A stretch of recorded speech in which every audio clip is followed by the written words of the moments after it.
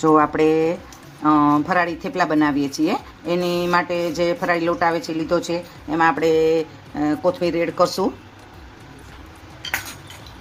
સ્વાદ અનુસાર નમક, પછી તલ નાખશું અને લાલ મરચું પાવડરનો યુઝ કરશું આપણે. હવે એમાં મોણ કે એવું નથી નાખવાનું, આપણે લોટ બાંધી લેશું. આપણે જે આપણો જે રૂટીન થેપલાનો બાંધે ને એવો જ બાંધવાનો છે.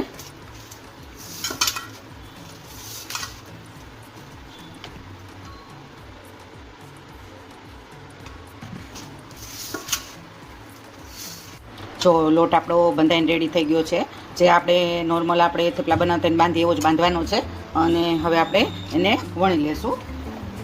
જો બહુ સહેલાઈથી વણાય છે એકદમ,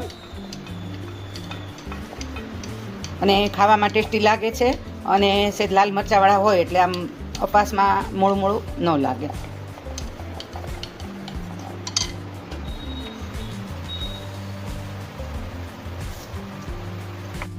જો આપણા થેપલા બનીને રેડી થઈ ગયા છે. જો એકદમ કૂણા સોફ્ટ, જો ફરાળમાં ખાવાની બહુ જ મજા આવે છે. રેડી છે આપણા ફરાળી થેપલા.